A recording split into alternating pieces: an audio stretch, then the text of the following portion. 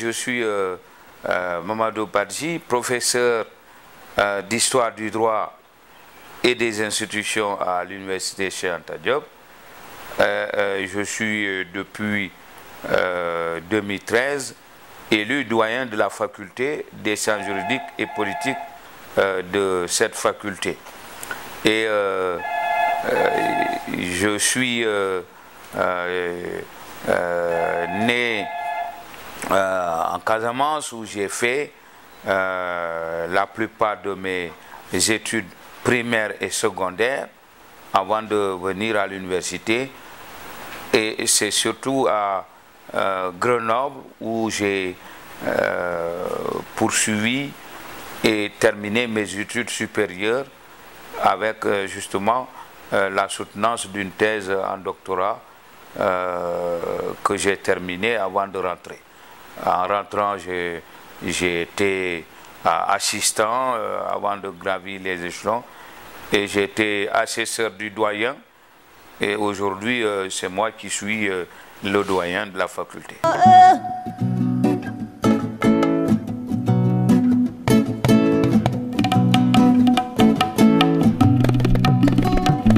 Alors, pendant longtemps, il y a, je crois que la plupart des recherches faites sur l'esclavage avaient pour objet de montrer que l'esclavage est le fait de l'extérieur. C'est un phénomène qui a ses racines dans la traite des esclaves, traite qui, pour une partie, ça a été dans le cadre du commerce transsaharien, puis une autre partie grâce au commerce que les négriers avaient entrepris et qui a abouti à la déportation de beaucoup de Noirs aux États-Unis, aux Antilles et en Europe. Alors, certes, c'est une part de vérité, mais dans le même temps, notre recherche a permis de montrer que la traite procédait d'une sollicitation interne. Les chefs, ou en tout cas tous ceux qui détenaient une parcelle de pouvoir dans nos sociétés, se livraient à l'esclavage. Et j'en ai pris quelques exemples pour montrer que, par exemple, dans les principautés wolof, à partir de la fin du XVIIe siècle notamment, les peines infligées aux délinquants, c'était la réduction à l'esclavage. Or, l'idée, c'était de montrer que l'esclavage, en tant que phénomène qui était à la fois économique, mais aussi social, et s'agissant du rapport à autrui, c'était un pouvoir qu'on détenait et qu'on exerçait sur un individu, c'était un phénomène qui est attentatoire aux droits naturels et aux droits de l'homme. Parce que Dieu nous a tous fait naître libres, égaux en dignité et en droit. Au nom de quoi peut-on se livrer à la capture, à la vente d'un individu qui est né libre? Puisque le droit naturel postule que chaque individu a des droits originaires, des droits individuels, des droits inaliénables que le droit positif ne consacre pas, mais ne fait que constater. Et donc, c'est cela que j'ai essayé de démontrer dans cette thèse, avec cette idée que, à la fin, lorsqu'on considère là aussi les écrits qui ont été consacrés à l'esclavage, on a dit que c'est le droit français qui consacre, à partir du décret du 27 avril 1848, l'abolition de l'esclavage. Je dis ça, c'est peut-être valable pour certaines colonies, mais au Sénégal, au-delà de la de l'abolition de principe de l'esclavage, celui-ci s'est perpétué à travers les coutumes, parce qu'on avait l'esclavage domestique, que le législateur n'a pas véritablement aboli. Et que c'est à partir de 1960, lorsque le Sénégal est devenu indépendant, qu'il a pratiquement élaboré un système juridique, un ordre juridique dans lequel eh bien, les individus sont devenus tous égaux devant la loi et que l'État s'est attaché à interdire par des moyens appropriés l'esclavage. Évidemment, évidemment, parce qu'il faut voir qu'en Mauritanie, l'esclavage perdure, l'esclavage se perpétue à travers même les coutumes. L'esclavage aussi perdure à partir du moment où, pendant longtemps, et cela jusqu'à 1980, parce que c'est en 1980 que la Cour suprême de la Mauritanie, à partir du moment où il y avait une esclave, une femme, qui, dans le cadre d'une succession, a été revendiquée par le fils de son ancien maître comme étant l'esclave de son père, et que lui, venant à succéder à son père, sa succession devait porter également sur la femme esclave de son père. Et la Cour suprême de la Mauritanie a dit, ah non, à partir du moment où la législation mauritanienne consacre maintenant de jurer l'abolition de l'esclavage, eh bien l'ordre juridique mauritanien ne peut pas se concilier avec le maintien de l'esclavage. Mais ça, c'est sur le plan des principes. Dans la réalité, il en est autrement.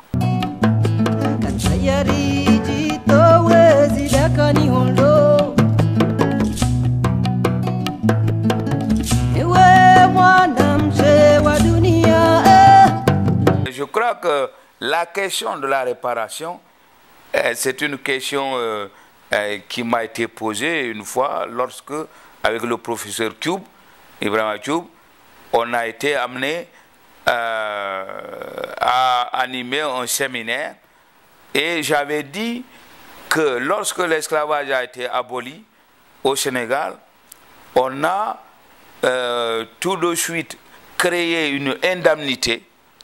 C'est l'État qui l'a fait, l'indemnité qu'on a accordée aux anciens propriétaires d'esclaves pour leur dire de se reconvertir dans la banque. On a créé la première banque du Sénégal. C'était une banque qui a été créée à partir de l'indemnité qu'on a versée aux propriétaires d'esclaves.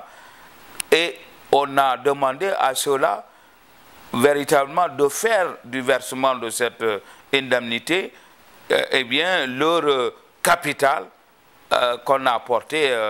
Alors on m'a dit, est-ce qu'on ne peut pas déférer ces gens devant les tribunaux pour réparation? Je dis, c'est une bonne question. Mais à mon sens, la réparation n'est pas la bonne solution. Il faut d'abord qu'on aille vers un peu plus, c'est-à-dire il faut d'abord que la pleine citoyenneté soit reconnue aux gens qui sont ou qui ont été victimes de l'esclavage. Parce que jusqu'à présent, dans cette société, vous avez cité la Mauritanie, les gens portent encore les tares de leur ancienne condition. Et donc, ils ne sont pas des citoyens, ce sont des sous-citoyens. Donc, ils ne sont pas reconnus comme citoyens, donc comme sujets de droit. Ils ne sont pas titulaires de droit, ils sont objets de droit. Et donc, même si on fait des réparations, leur état de sous-citoyen, et donc d'une certaine manière de sous-homme, reste encore. Il faut qu'on prenne par des dispositions juridiques des mesures tendant à corriger cela. Qu'on ramène les gens du stade d'objet au stade de sujet, et à partir du moment où ils sont devenus sujets de droit, titulaires de droit, reconnus comme étant des membres entiers, des membres à part entière de la communauté civique à laquelle ils sont, eux, avec les autres, eh bien, si on les ramène à ce niveau, commence, à mon sens, le début de la réconciliation. Et le début de la réconciliation peut préparer autre chose. Mais si la reconnaissance ne précède pas véritablement la réconciliation, eh bien, la réparation n'amène rien du tout. Parce qu'on peut prendre l'argent et puis retomber encore sur ses pieds. Ce qui fait que moi, sur la réparation, encore faut-il savoir qui répare qui. Parce qu'il faut savoir qui sont les victimes et qui sont les criminels, les délinquants. Or, dans cette société, il n'y a pas que les Européens. Il y a aussi nous. Nous sommes d'une certaine manière comptables de l'état de servitude dont ont pâti tous ceux qui ont été à un moment ou à un autre victimes de l'esclavage. Donc ça demande quand même qu'on puisse commencer par quelque chose. Et à mon sens, commencer par quelque chose, c'est commencer par les reconnaître comme des citoyens à part entière de la société. Comme des gens qui sont, qu'on ne stigmatise pas ou qu'on n'indexe pas comme étant des sous-hommes ou des objets carrément. Et qu'ils puissent être reconnus, pouvoir se marier comme des hommes libres et choisir de se marier avec des gens qui, eux, les reconnaissent comme étant des hommes libres. Or, en ce moment, ils ne peuvent se marier que dans un système endogamique. Et donc là, ça pose un problème. Et donc, à mon sens, il faut, s'il y a des bastions à faire vaciller, ce sont ces problèmes-là qu'il faut d'abord régler.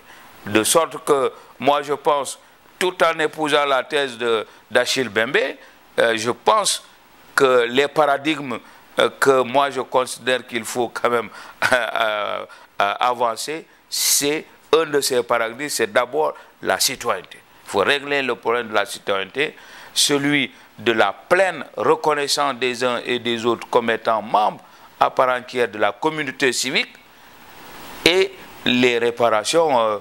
Moi, d'ailleurs, je pense que c'est pour moi secondaire. Il faut revenir à l'idée, c'est une idée purement biblique, celui de la reconnaissance du prochain comme étant détenteur titulaire d'une part de la divinité comme les autres. Donc c'est l'identité de l'individu, à mon sens, si elle est reconnue, eh bien tout commence à être possible.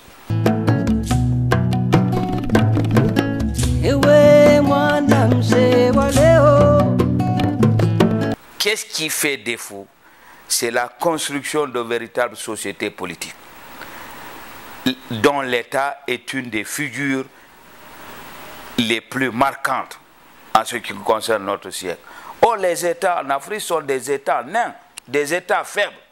Lorsqu'on n'aura pas réussi à construire un État, et par conséquent des institutions solides, où les gens obéissent à la loi, où les gens sont tous égaux devant la loi, et que c'est par la loi qu'on va sanctionner les infractions, et non la vengeance, et non la vindicte populaire, on aura raté le coche. Et donc, à mon sens, c'est cela qui manque. C'est-à-dire que le préalable n'est pas fait. On a beau avoir des ressources, et Dieu sait qu'en Afrique, on a tout, y compris l'eau. Je ne parle pas des hydrocarbures, parce que ça, et dans certains pays, c'est comme une éponge que vous prenez, c'est rempli. En matière d'hydrocarbures, d'énergie fossile ou autre, d'eau, on en regorge. Le sol africain regorge de tout ça. Mais on n'a pas d'institutions fortes. Or, ce sont les institutions qui permettent de piloter la gouvernance de la société. Et c'est à l'intérieur d'institutions fortes qu'on peut avoir des capacités, parce que les institutions offrent le levier sur lequel il faut s'appuyer pour agir et en même temps pour réfléchir. Si nos universités aujourd'hui, malgré notre volonté, n'arrivent pas, c'est parce que justement on a des universités où il y a simplement la volonté, mais les moyens ne suivent pas. La recherche n'est pas mise dans l'ordre des priorités. Vous prenez les pays asiatiques, la Corée qui était pratiquement au même niveau de développement en 1960 que le Sénégal, et qui vivait de l'aide extérieure, l'aide publique au développement, et aujourd'hui très loin sur le chemin du développement, alors que le Sénégal peine. On parle d'émergence. Quel est le pays européen qui parle d'émergence? Quand on parle de la réduction de la pauvreté, l'Europe parle de victoire contre la pauvreté. Quand Ricardo et Adam Smith ont écrit, Adam Smith que tout le monde considère comme le premier des économistes, mais il a dit l'étude sur la grandeur et la richesse des nations. Il n'a pas parlé de pauvreté. Je prends dans les années 80 Lionel Steluru, secrétaire d'État français, qui écrit comment vaincre la pauvreté dans les pays riches. Il parle de la victoire contre la pauvreté. Nous, on parle de réduction contre mais ça veut dire que nous ne pensons pas sortir du cycle infernal dans lequel on est. Et donc, parce que nos institutions ne sont pas fortes, si nos institutions étaient fortes, nous n'avons pas besoin d'experts de la Banque mondiale ou d'experts du Fonds monétaire international, même si souvent ce sont des Africains qui sont là-bas, mais ils véhiculent une pensée qui n'est pas la nôtre. Et c'est ça le problème de l'Afrique. C'est ça le problème de l'Afrique. Et donc j'ai dit, nous ne pouvons pas nous satisfaire de cette situation, il faut que ce soit nous-mêmes, parce que nous vivons les problèmes. Et donc c'est à nous de chercher aussi les solutions, parce que ce n'est pas simplement l'argent qui fait la réflexion, parce que celui qui finance la recherche commande. Et il le fait en fonction de ses orientations. Et souvent c'est ça. Le rapport, par exemple, de la Banque mondiale ou les rapports sur le développement humain du PNUD ou des autres, c'est des rapports qui sont orientés dans un sens. Mais nous, on peut, dans le même temps, décider que, par exemple, l'énergie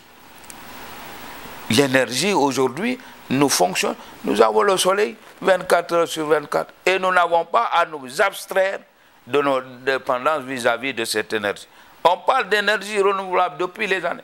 J'ai ici, parce que l'année prochaine, j'ai décidé d'organiser quelque chose sur le droit aux énergies renouvelables, du soleil pour tous. C'est le titre d'un colloque que je vais organiser pour que les juristes aussi disent leur mot. Le soleil qui est là, est-ce que nous avons un droit au soleil? Ça permet de changer de paradigme. Voilà une certaine anticipation. Donc, par rapport à la réflexion stratégique, en voilà un exemple.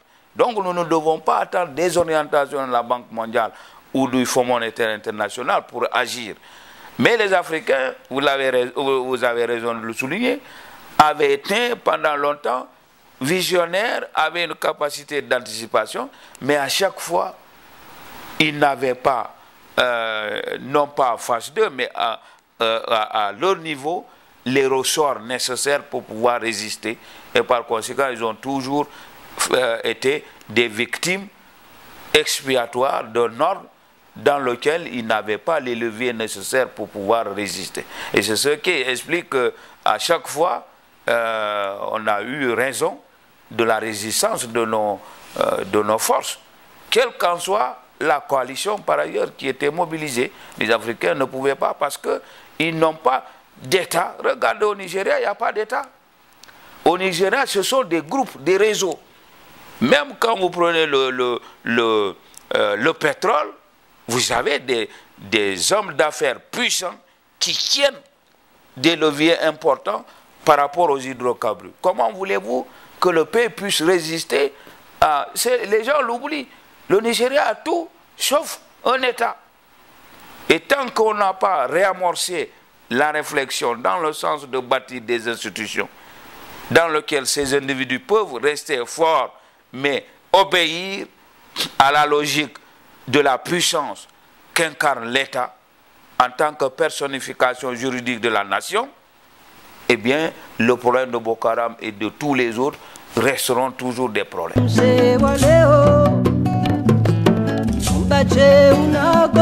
Alors, à ce moment, on travaille davantage sur la question de la conflictualité, mais aussi de la gouvernance démocratique. La conflictualité parce que nous avons dans l'arc sahélien, et il n'y a pas que Boko Haram, il y a aussi tous ces groupes qui sont maintenant, on en voit au nord du Mali, mais on sait qu'il y a dans nos pays aussi des structures dormantes. Parce que depuis le démembrement de la Libye, parce que ça a été le révélateur, beaucoup d'armes ont circulé et il y a la circulation des armes légères et de petit calibre qui sont un phénomène tout à fait visible, tout à fait percebu en Afrique de l'Ouest. Mais puisque nos États sont faibles, les structures qui sont chargées de surveiller le sont également. Puisque la corruption est là, les gens, il suffit en arrivant de donner 1000 francs, ils passent. Et les gens trouvent des refuges dans nos sociétés. Donc il faut réfléchir pour donner l'alerte aux gouvernants à côté des acteurs qui sont concernés. Et nous avons avec le ministère des Armées signé une convention qui va se traduire par la mise en place de masters en études de défense, sécurité et paix pour former les militaires aux questions de défense, de sécurité, mais aussi aux questions stratégiques. Parce que la stratégie demande, ce n'est pas simplement les questions d'intelligence, ce n'est pas simplement les questions d'information, c'est aussi la capacité d'anticipation sur le moyen et le long terme.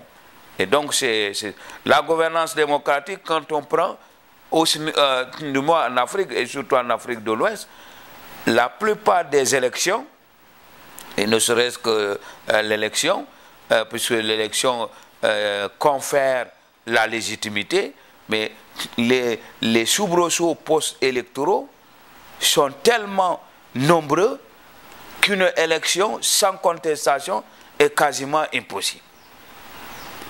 Et donc, c'est une question de sécurité.